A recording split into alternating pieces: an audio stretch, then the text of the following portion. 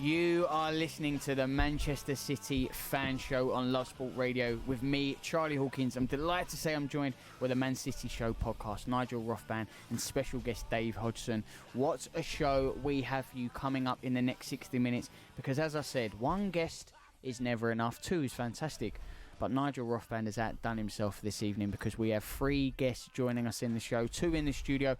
Unbelievable. Just like City, we are steamrolling onto our next opponent. Delighted to say we'll be joined by David Walker. Red but never read. What wonderful Man City blog that is. I've spoke to Dave many a times. Really looking forward to having him on the show and what he's making of City season so far. And Eddie Sparrow, who owns a Facebook group dedicated to remembering past City supporters, will be a really good chat. That's coming up later, so I know you're going to want to stick around for that. And of course, I think there's maybe a big game on the weekend. City are playing, that's right, Liverpool on the weekend. We can really see how this title race, because it is opening up just like that. They were cutting the TV. They know what they're doing. They've all been there and done that. Aston Villa were 1-0 down. Liverpool were 1-0 down to Aston Villa. Excuse me, I'm getting excited already. Man City were 1-0 down against Southampton. They both come back. They both win 2-1. It's already carrying on from last season. They play each other on the weekend. Delighted to say Slim Williamson from the South Anfield podcast will be joining us if he has to give us a Liverpool perspective. I'm not sure we want to hear it, but we will be getting it on this show, and you can be part of this show. Tweet us at Love Sport Radio or call us 0208 70 20 558. You can also WhatsApp into the studio. We will endeavour to get through all of those questions because it is a big one tonight. Let's start though with the two Southampton games, once in the Cup, once on the weekend. And as always, when you do play a team twice in close succession, back to back, it's never the same. The games are never the same. Different lineups. They learn, and you can smash the team in the first game, and then what you think, second game be easy. It never quite works out like that. And Southampton, before we look at the League Cup game, let's take a quick look at the game on Saturday. They really turned up in this one, didn't they, Dave? Oh, they came with a very set game plan, and it looked like it was going to work. I mean, if you'd have asked me on the 65th minute, 70th minute, would I have taken a draw? I'd probably have said yes. And I'd never thought going into the game that would be how I was thinking. But there was something very clear from the start. And you look at Southampton's team, you saw them standing there, most of them well over 6 foot. You look at our team, you had Stones, you had Kyle Walker, and everyone else is 5 foot nothing. So really you had a clear mismatch from the start, and they knew how to use that. They played very narrow. They encouraged us to put as many balls in the box as possible, and for the most part dealt with them manfully. You could see they came with a strategy, and it very nearly paid off for them. Well, before we bring Nigel in, I want to pick up on that, Dave. Would you have genuinely taken a point with all the wealth, with all the talent City have got? You said you would have taken a point after 70 minutes. I know City, for all their dominance, didn't have a shot on target till the 75th minute, which was actually the equaliser. But you've always got to believe in your side, haven't you, Dave? You would have taken a point there when the Saints are struggling how they are. Well, you talk about resources. I mean, we can't go out and buy someone in the 70th minute. We have the game that's in front of us. Very wet pitch, very wet ball, very difficult for us to get hold of it and play our usual style of football. We were really struggling. They looked like they were dealing with everything we were throwing at us. We were short of ideas, and it was we got a lucky break for goal, and then we started to look like it. But at that point I just didn't see where it was coming from. Well, Dave was going to settle for a point. What did Nigel make of it? No, never. You knew what I was going to say, didn't you? You're good man. You've got to remember we had 77% possession here. This is Manchester City. This is Pep Guardiola. This is the champions of England. So I disagree with my good friend. Back-to-back champions. We're going for our third Premier League title. Love him as I do. I disagree with Dave. I thought I've just met Dave, so I didn't want to say that. I'm trying to impress him. I know he's a nice lad, but he's wrong. Yeah, interesting but wrong. I always felt that we weren't going to lose the game. I felt that we got ourselves back in it, and the pressure. It was constant pressure from City. Okay, we didn't have a shot on target. We still had what it was, 29 shots or something. It was total dominance, and I felt that there was always a win in it. And delighted for Walker, who's come in for a bit of criticism recently, made one goal and scored a winner, which he still had some work to do. It came to him at a difficult angle, and for me, it was always going to be a win. It was always, Nigel mentioned it there, they was always going to get the win. We mentioned on last week's show, obviously, will Stones start? Will he get a run in the side? He started on the weekend. Angelino started. He's been brought back from PFC. Were these changes that you were pleased with and Stones getting that run in the side, Nigel? Yeah, I think so. We've said in previous weeks he's obviously had a few issues himself. He's been coming back from injury, and he needs his confidence. And we've talked again about Sterling, and that's the perfect example of a player who has regained his confidence and is playing, superbly and scoring goals at will. Stones needs game time, and it was good to see him in the side. I didn't think he did too badly. He looked better than he's been in the first couple of games he's been back. So he deserves that run in the side. We need him with the injuries, which I guess we're going to come on to. When you look at the number of injuries we've got, we need John Stones. There has been a raft of injuries. When you just saw your side dominate like this, Dave, but they didn't find that breakthrough, one of the things that impressed me with them, and we've mentioned it over the past few weeks with this City side, very professional. I felt like they never panicked in their play. They never got desperate. Even Pep mentioned that. Maybe you disagree, but for me it was a very patient build-up. They weren't snatching at their chances. They felt themselves, maybe an inner belief, that goal would come, the result would come. Did you as a fan, did you sense that or completely no? I would disagree, and I think it comes back to the old Albert Einstein. Trying to do the same thing again and again, expecting a different outcome is the definition of madness. And it seemed to be that we, for certainly the first 70 minutes, were trying to put as many crosses into the box as possible, often high, to players like Aguero, and they had Yannick Vestergaard, who's got to be 6'6", 6'7", winning every header. They could deal with that all day. Like I say, they'd set up in that very narrow way to try and sort of constrain us. We didn't actually seem to be using our width particularly well, which is a risk when we play Bernardo on the right. That's not his natural game. And they seem to set up very much for preparing to do that. So I felt our approach play was not clever for how Southampton had set up, and it was not likely to deliver anything. When we put the ball in low for the first goal, Kyle Walker Walker puts the ball in for Aguero. Aguero gets lucky because he manages to wrong foot the keeper. But that was a different way of approaching that play. They put the ball in low. They played to our strengths. We played to our strengths, and that's how we got the goal. When we changed that approach, we started to look a hell of a lot better. I think the other thing, Charlie, to say, of course, is you got to give Southampton some credit here. Completely, They've just come off the back of a 9-0 defeat to Leicester City. And I think, again, we said on last week's show, two things could happen here. Either it could be the kick up the backside they need, and the managers clearly got them reorganised. Dave, I think, given a really good assessment of how they set themselves up. There were 2 banks of 5 players when you looked at it. They absolutely solid across the back. It's not easy for any side, even with the talent that the City have and the skill they have and the sort of football that they play, sort of finding those gaps between the lines. They do it all the time, but it was difficult. It was tough, and you have to give Southampton credit. They defended superbly. They stuck to the plan, and got to give them credit. And also with Danny Ings and Nathan Redmond coming from wide, they actually had a little bit of a threat that we had to worry about as well. Particularly with Angelino, still sort of finding his feet. We are a little bit vulnerable if you sort of go between the fullbacks and the centre halves. And that was what they were trying to do. When they broke with the ball, they had Ings and Redmond targeting those positions. So they managed to keep us on our toes as well. So I thought it was a really good game plan from Hasenhüttl.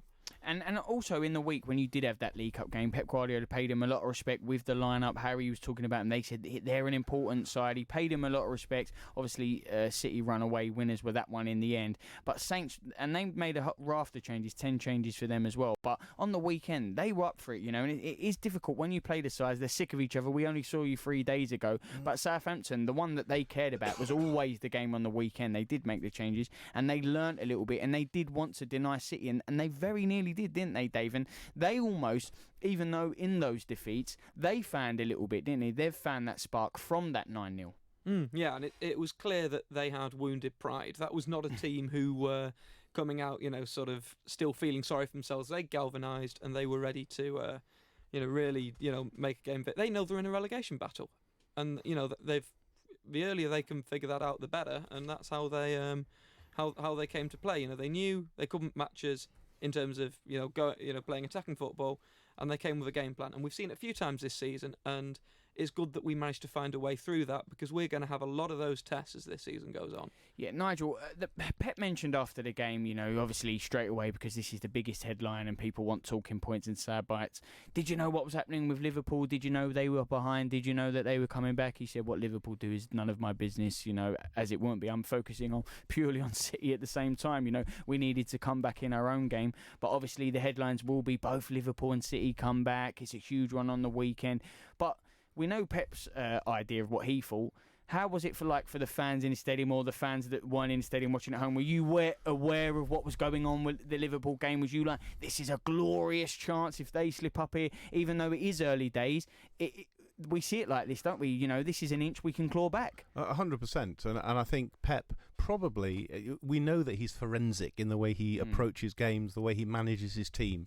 And that's probably right. He's not going to spend his time on his phone having a look and seeing what's going on at the Liverpool game. He's going to be focusing on getting 3 points in this game and then having a look. So I think that is how he does approach it. Fans, it's slightly different. With the world of social media, it's totally instant. We know exactly what's happening as it happens. And fans, of course, we're looking at that game at the same time and seeing what was going on. And there was a point in time where we felt, what a great opportunity. Particularly, it comes into focus because we're playing them next week, of course. So we'll come on to that, I know, later. But to have a situation where potentially we could win this one and they lose theirs, what a fantastic setup for next week. In the end, of course, they yet again get a last minute winner. Because it is always the headline. How are Liverpool doing? How are City doing? Even when you watch the highlights, they talk about the two, they compare the two, Dave. When City were, apparently earlier in the season, Liverpool had already won this Premier League. They were running away with it, played 7-1-7. City had lost to Wolves, lost to Norwich. Now all of a sudden it's back on. Maybe the Pep won't say it, but have the players noticed, and has this taken them an extra gear, an extra 10%, because they know already that the race is on and they need to keep fighting in games? Has that maybe changed the element for the players? I think they're very aware of the task in front of them now, that there's going to be no let-up from Liverpool. There was a bit of talk at the start of the season, are Liverpool going to get fatigued early given the number of games they're going to have to play? Maybe they don't have quite the same depth in their squad as we do. I think the players have realised that, they've eaten up a lot of their own margin for error at the start of this season. And this is, now they have to get everything right. I think they've adapted to some of the injuries, but I think having Fernandinho at centre-back has been actually quite calming for them. It's given some of the leadership that maybe we looked to Kompany for last season. I will always argue we look better as a team without Otamendi in it, and I think that's certainly that helped on Saturday. But I think we're starting to be a little bit more composed, remembering the bits that we're good at and what we can, sort of using what we're best at to try and get these results we need without panicking. And we looked a bit panicked earlier in the season. Yeah, it's a good point. Always good to focus on yourselves and what you do well. Someone who will know a little bit more than that, and I'm delighted to say he's joining us next, and you won't want to miss it. It is David Walker from the Red But Never Red Man City blog. Giving your team the coverage they deserve. Love Sport Radio. Digital radio offers great sound quality and more stations than ever before. And we want to make sure that you get Love Sport on your digital radio. Just press the auto tune or auto scan button and Love Sport will appear on your menu. Love Sport on digital radio. Hello, I'm Tim from Bolsover. I'm a retired teacher. I was looking for a better electricity deal from my parents when I got an email from a spokesman said it was a fixed deal for 2 years, which was better for my parents, less for them to worry about. And when I had to look at the sums, I had to recheck because I couldn't quite believe it. They were going to save over £900 each year they were on that deal. Needless to say, we signed up pretty quickly. With a spokesmansaid.com. Fighting for you, saving you money. If you see somebody showing any of the signs of a stroke, you don't have to think about it, you just dial 999. Use the FAST test. F. Face. Has their face fallen on one side? Can they smile? A. Arms. Can they raise both arms and keep them there? S. Speech. Is their speech slurred? T. Time. Time to call 999 if you see any one of these signs. Act fast, make the call, dial 999. Whoa! Look how much saturated fat is in these chocolate biscuits. It's surprising how much is in our food and drinks. For us kids, eating too much saturated fat can lead to harmful fat building up inside, which we can't see. increasing the risk of heart disease or stroke when we get older. So be food smart. Download the free Change for Life food scanner app and start making healthier choices today. There are many things a mother can pass on to her baby. Her smile, her eye colour, and her immunity to whooping cough. Whooping cough is a very dangerous illness for young babies, and at the moment it's spreading fast. A simple vaccination during your pregnancy can help to protect your baby in their first weeks. Please speak to your GP, nurse, or healthcare professional and pass on your immunity. This is Love Sport. You are listening to the Manchester City Fan Show on Love Sport Radio with me, Charlie Hawkins. Delighted to say I'm in the studio with a Man City Show podcast. Nigel Rothband and Dave Hodgson taking it over for the next 60 minutes because it is all City and only where City are concerned. And we want to hear from you tonight. You can tweet us at Love Sport Radio or call us 0208 70 20 558. Let us know what you think of City's doubleheader against the Saints and how they got on there. Someone who will know a little bit more than I do, and I'm delighted to say I'm speaking to him once again, a firm favourite of mine. It is David Walker from the Red But Never Red Man City blog. David, it's a real pleasure to have you back on and talk to you again. What did you make of the game on the weekend? City were patient, but they got there in the end, 2-1, 3 points, and that's all that matters, isn't it? Evening, gentlemen. Absolutely. I think what we had on Saturday was a slightly lethargic City in the first half. I wouldn't say clueless, but we were very pedantic in front of goal. Too many touches, not incisive enough. But we have this work ethic. I know it's cliched, fight till the end, but that is what we do. I think Nigel said earlier in the show, credit to Southampton, they came to do a job. They had wounded pride after being mauled by the Foxes. But we got the job done. It's very difficult when a team comes and parks the bus. Ederson did something, you've got more chance of seeing Lord Lucan riding Shergar than an Ederson mistake that leads to a goal. It happened on Saturday. It's a rarity. It was a bit of an off game. We were a bit slow, lethargic in the build-up, but ultimately we got the game won. But one thing that worried me was the lack of creativity from corners. We were floating the balls in. It was like Land of the Giants. Pep's teams are traditionally small teams, in stature, Barcelona especially. And we seemed a little bit clueless in terms of corner kicks. And I'd like to see a lot more work done on that in terms of how we can be more creative and actually get the end result from corner kicks. Something I want to pick up with you, David, if I can, is the injury situation. It's kind of a growing list, isn't it, of players? Sane hardly gets a mention, of course, because we've not seen much of them this year. Laporte, Rodri, Zinchenko, now David Silva.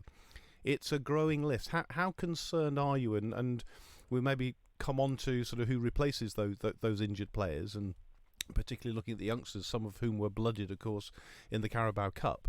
But how big a blow is this going to be to City in your view going forward, and our sort of the trophy haul at the end of the season? Will this be significant, or do you think we can ride the storm?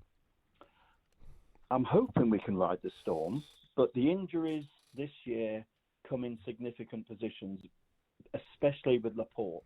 With Vincent Kompany's departure, we were always going to be a little bit thin there if we got injuries, and that's exactly what we've had. Whereas in previous seasons, we've always had major players out for prolonged periods. Last year we hardly saw Kevin De Bruyne. Vinny was always a perennial no-show until the storming finishes in the run into the titles. We've got a lot of riches in the middle of the field, so we can possibly cover for David Silva. Rodri is a big loss because he was brought in to be that defensive midfielder to add a little bit of stature, muscle, and he's obviously looked very composed on the ball and very accomplished. But it is a worry how City year after year have this plethora of injuries, and it's a testament to City that we've won 2 titles on the back of 2 years where we have had major players out for prolonged periods, and it's not something which I think our opponents could do. So hats off to City for that. I'm just hoping that, if we can keep in touch with Liverpool up until the turn of the year, Laporte's scheduled to be back early 2020, maybe Sane a little bit further down the line. But of course, Rodri, the hamstrings and all that sort of thing, they will be clearing up. We've got an international break.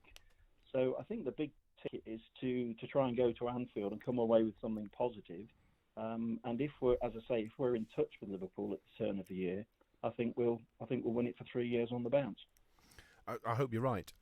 In terms of the kids, I was keen to kind of talk to you about that. And young Dave here, who's about 12, I think, in the studio with us this week, will not remember the great Glyn Pardoe or the great Mike Doyle. Of course, both you and I do, of course. And the reasons I'm mentioning them, of course, is because their grandson, Tommy Doyle, aged 18, started in the Carabao Cup along with a couple of other youngsters. And I was just keen to kind of explore with you your thoughts about Pep's policy and who you think he's going to be bringing through, who might get a bit more game time from that group of excellent youngsters who are coming through the academy. Yeah. Well, obviously the standout name is Phil Foden. He's 19. He's already won 2 Premier Leagues. He made valid contributions, obviously. He is going to be a megastar. There's no doubt about that. Whether or not he'll emulate Kevin De Bruyne, David Silva, he's got everything going for him. He's got the talent, he's got the mentality, he's certainly got the self-belief. It may even sort of tip over into arrogance, but if you can back that up with the skills and the what Foden brings to the party, why not? He is the stand-up star. He's the jewel in the crown, and everybody knows it. And all these people like Stuart Pearce, etc., saying, "Oh, he should go out on loan." They're talking out the backsides. He's in the best place, training with the best people under the best coach in the world, and he's getting that game time. David Silva, sadly, will leave City at the end of the season. He'll be 34. Foden will be 15 years his junior, and he's the man who can possibly fill that vacuum from day one, starting in August 2020. So he's the big ticket. Eric Garcia, 18-year-old, acquired from Barcelona's academy. He's very accomplished. He's a typical Pep player. He's very comfortable on the ball. Not the fastest on his feet, but if City are playing the Pep way, they're on the offensive. The guy reads the game very well. I think he is a future centre-back proposition for City. Possibly Taylor Harwood-Bellis, a local lad, 17, looked very good against Preston in the Carabao Cup. Obviously a lot of learning to do, but a great prospect. And you mentioned Tommy Doyle. I mean, how blue can you be? As you say, Glyn Pardoe, Mike Doyle as granddads. Mike Doyle would love to have been around to see his grandson make that debut against Southampton. And I thought he did particularly well. He's a combative midfielder. He wasn't overawed. He was never going to be overawed in a Carabao Cup game against Southampton. But very accomplished, quick in the tackle, comfortable on the ball, playing from the back. So with Foden, Harwood-Bellis and Tommy Doyle, you've got 3 local lads, not just, youngsters from overseas who've come through the academy, but Manchester City fans through and through. And if those 3 can graduate to Pep's first team squad, what a great thing for the fans. And on top of that, as I say, we've got Eric Garcia, we've got Bernabé from Spain. He's looking a prospect. And lest we forget, we've got Muric out on loan at Nottingham Forest. No, he's not going to dislodge Ederson, but he's a 20-year-old giant, and he's got a great future with City as well. So, David, just a couple of questions on 2 of those, the real standouts of those crop of youth players. So, Eric Garcia and Phil Foden. How significant do you think it was with Foden that he was brought on at such a critical point on Saturday? When so much of the criticism's been about him only being thrown in for the last 5 minutes of games, but this time he was thrown in, before we, managed to secure the result. How significant do you think that is? Well, as you say, sometimes Foden comes on, he's the icing on the cake. The job's done, and he comes on and he looks good because he is good. But I think his energy helped turn the game on Saturday. He's dynamic. He's got the legs. David Silva, probably the best player I've ever seen in a City shirt. But Foden has got youth and exuberance on his side, whereas sometimes you're hitting your 30s and you're getting on a bit. You're not as snappy and you're not as sharp. And let's face it, David Silva has never been there for his energy levels. He's there for what he brings to the party, which is magical skills.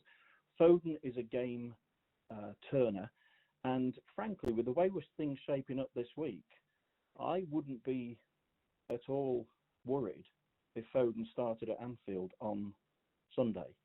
And I say that because he's fearless, he's got the skill set, and a horrible feeling, and I hope I'm wrong, that something might just surface this week from Bernardo Silva's alleged racism with Benjamin Mendy. And I just wonder if the FA might just drop a bomb on City in the run-up to the Anfield clash. It would be only too fitting, wouldn't it, if it came in the week just before Liverpool. But the one other question I wanted to ask you, just on the youth players, Eric Garcia. I look at him; he looks very composed, good on the ball. He's got a lot of those sort of positional, the positional nous that Pep so clearly wants from his centre backs. But I look at him and go, he's about 5'11". He's not that quick. Do you think his long-term future at Manchester City is as a centre-back, or do you think Guardiola might try and transform him into, a holding midfielder or a different sort of role? It might be a little bit over the top as a comparison at this stage of Garcia's career, but you only have to look at Carlos Puyol, who was the Barcelona skipper under Guardiola. He wasn't the biggest of players, nor the fastest, but he was one of the world's best defenders. And I wouldn't be at all surprised if Garcia blossoms in the centre of the defence, because, as you say, he's got all of the attributes that Pep requires from a centre-back. And I see no reason why he shouldn't blossom in that role. And he's he's a player, 18, 2 or 3 years' time, he could be, a fixture in the centre of defence. And he could save City tens of millions of pounds in the transfer market. I think he's got a great future with City, and I think it could well be at centre-back. David, just quickly, because obviously it is the game on the weekend, I wanted to get your prediction on it. Obviously, you're predicting a City win and unless, and obviously you're saying that Phil Foden could very well start this game. Going to Liverpool is a horrible, horrible experience for City and has been for decades. It could have been sweeter if Mahrez had put the ball in the net from the penalty spot last season. It's a horrible ground. They've just got the Indian sign on us there. I don't want to sound defeatist. I would happily take a draw at Liverpool in the present climate. But who's to say that we can't go there and finally do a number on them? It will take a lot of doing, but Liverpool are not as good as they might appear. I think their results flatter to deceive. I think they've had the rub of the green with penalties. And I think Pep made a very telling statement when he said Liverpool are very special, and one of those departments might well be in the diving category. And also, David, I must agree with you there. I don't think Liverpool is as strong as they're being made out. And, for records and stats, you don't have a great record there. Well, records are there to be broken. We certainly hope so on the weekend. But, David, always a pleasure to have you on. David Walker there, read but never read a Man City blog. Just a brilliant insight to what goes on. We've had David on the show many times. But the guests don't stop here on Love Sport Radio because we're taking a slight turn. But I'd like to say we will be joined by Eddie Sparrow next, who owns a Facebook group dedicating to remembering past City supporters. A real important issue there, and we're going to be highlighting and talking about it all next. Love Sport. Hi, I'm Marilyn from Oxfordshire. My current insurance company quoted £245.08 to reinsure, and a spokesman said obtain me a price of £173.49 for the same cover. This was a fantastic saving for me, and next time my car insurance comes up for renewal, I will be going through a spokesman said. No doubt about that. With a spokesmansaid.com. Fighting for you, saving you money. As a parent, you always want to protect your kids. So make sure their vaccinations are up to date. Measles and whooping cough are on the rise and can cause severe illness. But childhood vaccinations can help prevent them. Are your child's up to date? Find out more. Search online for NHS vaccinations. Oh, it's okay. Let's face it, when your kids are ill, you'd do anything to help them feel better. But remember, antibiotics aren't always needed. You might not realise it, but taking antibiotics when you don't need them puts you and your family at risk of a longer and more severe illness. Help keep your family well. Always take your doctor's advice on antibiotics. Search NHS antibiotics. All better. Before you set off on a long journey, remember to check your vehicle. Are your tyres correctly inflated? And are the treads deep enough? Have you got enough fuel? Is your oil level right? Checking your vehicle doesn't take long, but can prevent a breakdown or accident, and save you money. So, before you set off on a long journey, check your tyres, fuel, and oil. Highways England. Connecting the country. Making small changes to your lifestyle could improve your chances of staying healthier longer. Start now by taking our free How Are You quiz. Just search 1U. Think the energy price cap will save you money? Think again. You could be saving a lot more on cheaper energy tariffs. Price comparison site A Spokesman Said will show you just how much money you could be saving against your current tariff. Don't throw away your hard-earned money to the energy companies. Check out aspokesmansaid.com and you could switch to cheaper bills in minutes. Aspokesmansaid.com. Fighting for you, saving you money. This is Love Sport. Just quickly, have you had enough of extortionate rises when you renew your insurance? You could be saving big money by switching to a cheaper deal. Aspokesmansaid.com compares all the best deals on car and home insurance to find you the one that saves the most cash. Go to aspokesmansaid.com and start saving money today. With aspokesmansaid.com. Fighting for you, saving you money. Yep, savings today with aspokesmansaid.com then. You are listening to the Manchester City Fan Show on Love Sport Radio with me, Charlie Hawkins. I'm joined in the studio by the Man City Show podcast, Nigel Rothband and Dave Hodgson. We were talking and looking at those 2 games with Southampton. Don't worry, Saints are out of the picture now. You can finally play another side. I'm probably sick of the sight of them. But when you get to beat them in a cup and win the league, maybe you might want to see them again because it is Liverpool on the weekend. We will be looking at that and talking to Slim Williamson from the South Anfield podcast, and there is time to get in touch tonight. We want to hear from you. This is the Fan Show, your team, your voice. Tweet us at Love Sport Radio or call us 0208 70 20 558. But talking of calls now, we're just about to have a very, very special call, and I'm delighted to say, and it's a real pleasure of mine to speak to Eddie Sparrow, who owns a Facebook group dedicated to remembering past City supporters. Eddie, thank you so much for giving us a little bit of your time tonight. It's a real pleasure to have you on the show. How did you come about to do all your incredible charity work and get involved with this line of work involving Man City? Well, to be honest, my first game was in '67, and in 2010 I moved to Mallorca to work with an Alzheimer's patient. But I said to my wife, who sadly passed away in February, unexpectedly, that I wanted to come back for all the home games, and she agreed. So I think I missed 6 in 6 years complete in all competitions.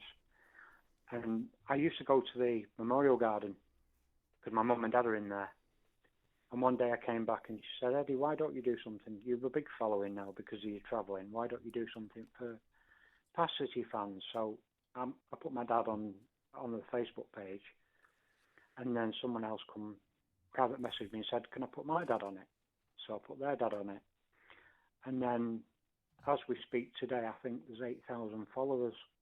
And it's just snowballed.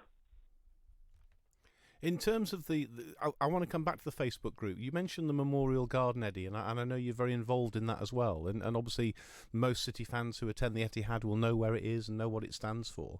Maybe there'll be some that don't. Do you want to just give a little bit of background about the Memorial Garden and your involvement in that? Well, it was set up by the club basically to remember, so past Blues could put the loved ones' ashes there. And it's as you face the Colin Bell stand, it's direct. It's to the right of the Colin Bell stand. And I've actually, so many people private message me and say that it looks a bit run down at times, that about 3 months ago I got in touch with the club and I had a meeting with them and discussed people's concerns out through the memorial page, and they took it on board, and I'm in constant contact with them now, and hopefully it's going to be maybe redesigned or upgraded. I'm waiting now basically for them to get back in touch by email or to see them and see the plans for it. So it's a place where people can go and have the loved one's ashes spread. And if you contact the club at the main reception and ask to speak, pass your details on, they will pass them on to the club chaplain, who will then come along, want to discuss with you, to actually say a little service with you, with your family, to lay ashes, which is a lovely touch by the club. So just to be clear, so anybody who wants to have their relatives' ashes sort of put there outside the Etihad, that's open to every City fan, is it? There's no restrictions as far as you're aware. If that's what people want, not as aware. You have to contact the club. They like you to do that. You don't. A lot of people put mementos down. Now they clear the garden every so often, so they're actually not really to put things down. People do. But then they get upset because they're removed, but the club do remove them. I think they clean it every few weeks. And things, they put a plaque down, they're usually taken away. But if you contact the club, they're quite welcome for you, to have your ashes. People do go there and place ashes without contacting the club. It's just a lovely, lovely place once you walk in there. To have someone there that there's a big part of that stadium club, and that's why I set the memorial page up, because we always remember our loved ones, the ex-City players that pass on, and so we should. But for the guys like myself and the other guys that followed the club for years, they're only remembered by close family members. And I took it upon myself now to allow people who want to come on the page. Some people contact me within hours of loved ones passing, which is humbling, and ask me to put a loved one on the page. And people will come on and say, I knew that guy, and they can get 700-800 people come on sometimes and comment about some person's loved one that's passed on, and to them, people often say to me, "No, Eddie, it's such a lovely thing you do for people. It gives us a little bit of warmth," and so for me, it's a massive part of my life. It's an amazing thing what you do, Eddie, and you got in touch with the show, I think, a few weeks ago. I think you were on your way to the airport, off to a City away game, and you listened to the show. It was Shakhtar. Yep, that's right. So you're off to Shakhtar, you heard the show, and obviously you got in touch. That's why I'm really keen to have this conversation with you. I mean, as Charlie said, it is a real honour to have you and a real pleasure to have you on the show. Just one other thing then about the Facebook page. Did you say you had 8,000 people now who are now sort of members of that page, following that page? That's unbelievable. It's unbelievable because for those people, I'm actually the chairman of the Bluebells at Mary D's, the supporters club. If people go in Mary D's, in the middle room there's a huge 6 foot before solid Indian granite plaque on the wall with a poem in the middle that was written by Majestic Memorials in Wythenshawe. They're Big Blues. They donated that. It took 6 of us to get it on the wall there. I've also got a flag that a lot of people use for funerals that is based on the memorial page. I've had a charity single on Amazon that Paul Hand, who sings at the Etihad, looked at the page and he dedicated a single to it, and money came off for charity for that. And I've even got stickers I designed in a couple of bars in New York now. It's gone crazy, honestly. And you're taking over, Eddie. In terms of the charity work then, Eddie, I kind of had 3 things written down here. Obviously, I had the Memorial Garden, I had the Facebook page, and also your charity work as well. Help us understand a little bit more about that in terms of the extent of that and what sort of things you got involved in. I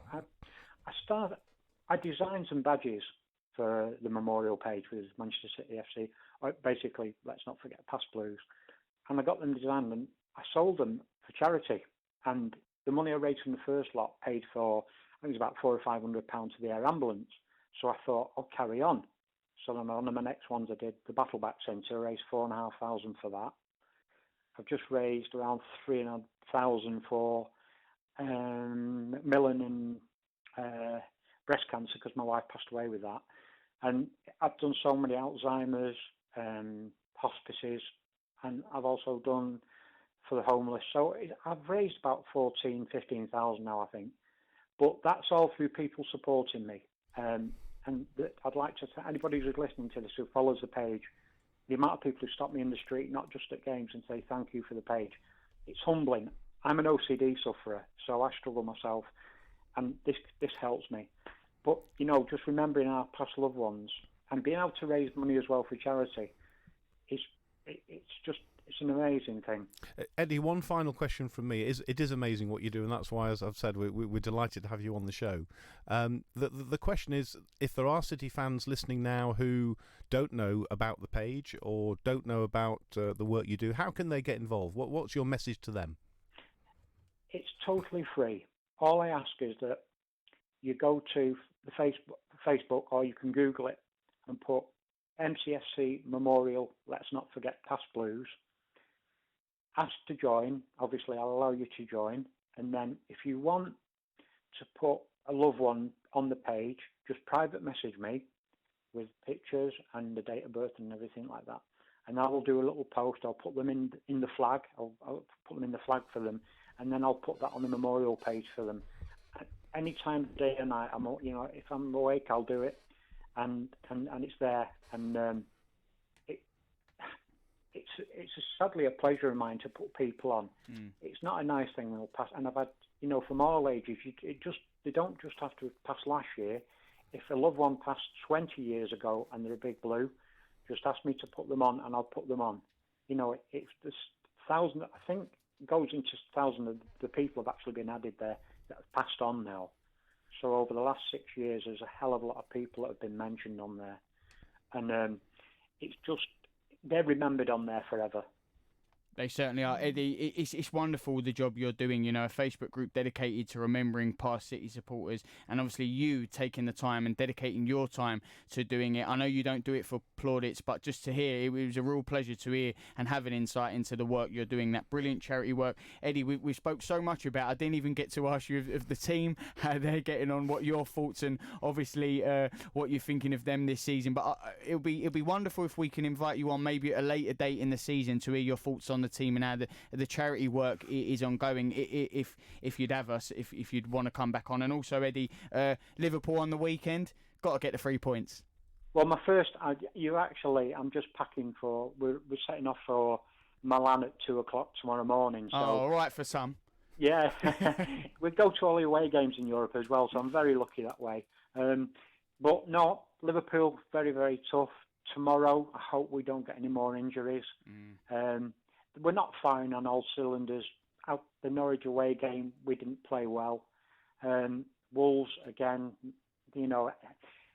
it's funny, the injuries we're getting in key positions, and miss Laporte, and I wish we'd signed under the centre-back in the summer, to be honest, but we're still hanging in there. We could shock Liverpool at the weekend because I don't think they've played particularly well in some games, and they've had a lot of rub of the green. So, do you know what? We're champions, and games like Saturday are made for champions, hopefully. Eddie, I couldn't Eddie, I couldn't put it better myself. Thank you so much for joining us. Have fun in Milan. Hopefully the win there and then the win on the weekend. Eddie Sparrow there. Please check him out after obviously talking to Nigel as well. It'll be brilliant if you could. A Facebook group there dedicated to remembering past City supporters. Well, as Eddie alluded to, it is the game in midweek this week, the Champions League, but it is the big one next. We're going to be turning our attentions past that midweek game and looking to the game on the weekend. And someone who has to give the Liverpool perspective, I suppose, we'll have to do it. We'll stick to the Man City angle, but it is Slim Williamson from the South Anfield podcast joining us next. Love Sport Radio, the station giving fans a voice. You're in leakage, you're in leakage. You're in leakage, you're in leakage. You're in leakage. You're in leakage, you're in leakage. Tenna men. Pants and pads. You're discreet. Masculine. You're secure absorption zone. Buy online or in shops. You're Tenna men. Keep control. Urine? No. When your kids are ill, you just want to help them feel better. But you don't always need antibiotics. Get advice from your local pharmacy or search NHS Choices. If you fall asleep at the wheel, you'll put your life in danger, and the lives of others as well. Before you feel tired, pull off the road into a services or other safe area. Drink some strong coffee, and take a quick nap while the caffeine kicks in. If you're having a nap, you've left your lights on, sir. Right, cheers. Think. Don't drive tired. Exercise. It doesn't have to mean Lycra or a fancy gym membership. All you need is 10 minutes and you. Because a regular 10-minute brisk walk is a great way to get more active. Whether that's walking to the shops or getting off the bus to stop early. Picking up the pace and getting your heart pumping can make a real difference to your health. So, to see how much brisk walking you're doing and how you can fit more into your day, download the free Active 10 app. Because there's only one you. Brilliant, I've finally quit. I can keep up with my kids now. I feel like I've got my life back. It's an amazing feeling when you stop smoking. Experience it for yourself with help from Smoke Free. Our range of free support can help you quit for good. From our app to emails, face-to-face and online communities. Search Smoke Free, because there's only one you. This is Love Sport. The opposition view on Love Sport. It always gets me every time, but it is time for the opposition view on Love Sport Radio. You're listening to the Manchester City Fan Show on Love Sport Radio with me, Charlie Hawkins. Delighted to say I'm joined in the studio with a Man City Show podcast, Nigel Rothban and David Hodgson. And we've been joined by another very special guest, because this is what we have done this evening at Love Sport HQ. And this time is a very special guest, because Slim Williamson from the Anfield South podcast joins us now from what is surely the juiciest Premier League game of the weekend. Everyone's already talking about it. You may think it's only Monday. Both teams have got Champions League games yet. Well, don't worry. We're talking the big fixture, because the title race is always on, and it was on this weekend when Liverpool were taking on Aston Villa, going 1-0 down. City going 1-0 down to the Saints. They both come away with 3 points then. They are all facing this game. Slim, it is a huge game on the weekend, but your boys, well, unbeaten in 28, is it? Flying at the Premier League. City don't have the greatest record at Anfield. You're confident? Evening, boys. Nice to speak to you. Slightly confident, yes, because our record at the moment is really good, and your record on the road at Anfield is quite poor. But, you never say never in football. I think stranger things have happened. I think it's a must-win game for you boys. I think we can afford to take a draw. Dare I say it, a loss, but I don't see us losing, to be honest with you.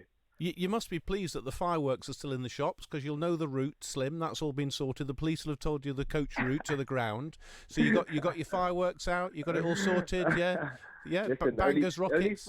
The only fireworks that we'll be letting off are those on the pitch when Mane, Salah, and Firmino absolutely destroy Stones and Fernandinho. Yeah, that's if Mane's not diving again, no, Slim. Yeah, you got a bit of prep for that, didn't he, on the weekend against Villa?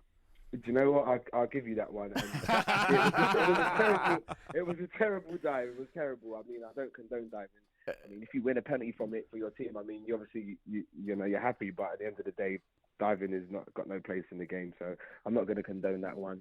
But I will say, all the other penalties Mane's got this season were stonewallers for me. So, hey. Yeah, Slim, look, we're not going to invite you on and take the mickey. We were only winding you up, because I must admit that Mane header was absolutely superb, first class. I don't even know how he had the technical ability to do it. But you must be pleased with that Liverpool side, because they always say showing that character, showing that strength to go 1-0 down and come back, just like City did. In Villa Park, they were pushing for it. This is the signs of what, you're trying to be, champions. And that's what City are all about at the minute as well.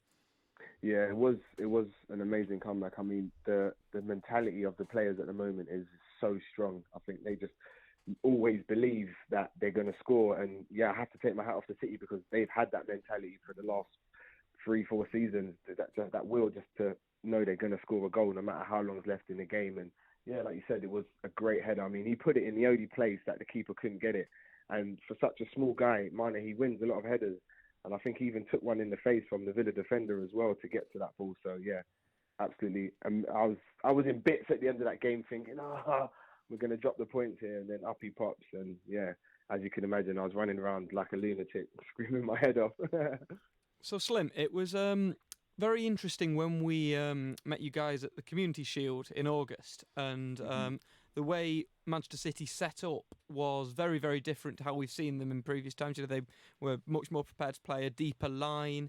They probably the only time I'd say I've seen Pep Guardiola really adapt his tactics to sort of nullify the threat of the opposition. And of course, this season no one has really succeeded. Manchester United got close, but let's not go too far there. But no one's really been able to execute a game plan to properly frustrate you guys and be able to take the 3 points. What do you think teams need to do to stop Liverpool on this current form? Do you know what? If I'm honest with you, being a football fan first, I don't think there's anything you can do to stop Liverpool, because I think if you try to nullify the threat from the fullbacks, we can obviously change the game and bring in Naby Keita and Oxlade-Chamberlain, and they can give something coming from the midfield, which gives you something else to worry about. So I don't think there's anything you can actually do. I think the best way to stop Liverpool is to play your game and attack. I think that's the only hope any team has got, really. I mean, you've seen it with Villa, who tried to, defend their 1-0 lead at the weekend. It didn't quite work. And like you said, bigger teams have tried and failed. So I don't really think there is an actual way to stop us. We're that good at the moment. And it's the same with Manchester City. If you sit back and you try to stop them, you just end up getting, conceding 2, 3, 4 goals. I mean, they just keep coming. It's just relentless. So I think the best form of defence against those two teams is to attack. So I'm hoping we're going to see a very wide open, expansive game at the weekend. It should certainly go that way. I think it's going to be a classic. I think we will probably concede at least 2. There's always the question of how many we're going to score, but I suppose certainly the one criticism you've been able to level against Liverpool the last couple of seasons is that maybe there's a bit of weakness at central midfield, and that's been the area where Manchester City are generally considered to have the dominance. Do you think that's still the case, or do you think in the last year Klopp's managed to change that? Yeah, I don't think there's a weakness in central midfield in terms of defending. I think the midfield that we tend to go with, either Henderson, Ronaldo, Fabinho, or even Milner if he goes in there, I think that's very an industrious midfield. Lots of work, lots of energy, and they get through. I think the only criticism of that midfield is going forward, the creativity. So I wouldn't see it as a weakness, because obviously when that midfield plays, you get the threat from the fullbacks and obviously the front three. So I don't see it as a weakness. But yes, Man City do have a more creative midfield and can actually hurt you going from the midfield when they play around you. And obviously they got David Silva in there, De Bruyne, they've all got eye and eye for a pass. So yeah, but I don't see it as a weakness, if I'm honest. I don't know, you've been listening to the show this evening, Slim, or not, but we've had a few guests on, and if there was a title for the show, it would probably be Rub of the Green, because I think each guest we've had on has said, to be fair to Liverpool, they have had the rub of the green this season, not necessarily playing at their best. They've had some, obviously, they've had the rub of the green. Your thoughts on that? Would you agree that not necessarily at their best, but still riding high and this amazing unbeaten run continues? Would that be a fair way of describing it? Yeah, you could describe it that way, but like you said, was said at the top of the show, it was it's what champions do, or champions elect, or where if you want to win titles, that's what you have to do. Win when you're not playing at your best. So I think we're just doing what we need to get the results, and we could say rub of the green, but we've had decisions go against us. So I guess if you're an opposition fan, you'd say we've had the rub of the green, but if you're a Liverpool fan, you'd say swings and roundabouts. So you win some, you lose some. And this is the Manchester City fan show, so I'd like to talk about City. I think we've done enough of Liverpool already. So from your perspective, Slim, in terms of City and where you see the threat and what Liverpool have got to do to defeat City, what are your views on that? That's a good point. Your midfield is amazing, and obviously Raheem Sterling is in the form of his life. I think this is, for me personally, this is the best I've seen him play. He's so clinical. His movement. He just knows the ball's going to come in, and you've got someone on the pitch like De Bruyne who can just deliver a ball from anywhere. I mean, yeah, and Aguero, what can you say about Aguero? I think he's probably the Premier League's best striker in the last 5-6 years, easily. So there's threats all over the pitch, and how we go about stopping that, I'm not entirely sure. But I think the key is if we can win the midfield battle, I think then you stop City. But other than that, it's going to be very difficult to stop you guys, because even though you're points behind, you're still flying high, you're still putting teams to the sword. So it's going to be very difficult, if I'm honest. Slim, well, very quickly, a score prediction for you on the weekend. My head says 1-1, but my heart says 3-1 Liverpool. 3-1 Liverpool. I'm going to take that one and turn that to him. Slim, we really appreciate you coming on. It was really good to have a chat with you. Slim Williamson there from the Anfield Staff podcast. We have to be quick very quickly. He was going for 3-1, 1-1. I turn my attentions to you in the studio. Nigel, I'll start with you. What is your score prediction? 3-2 City. Oh, he's gone for 5 goals. He's gone for a thriller. I'm thinking Dave's maybe taking more. Well, you already said that Liverpool you think will score 2 goals. Did you? Yeah? I did. And I think we will as well. I think it's going to be a 2-2 draw. 2-2 draw, 3-2, says Nigel. Nigel, ever the optimist, he's going for the 3 points. Would you be happy with a point, Dave? Yep. Nigel? Yeah, no, I would be. If you give me a point now, I take it.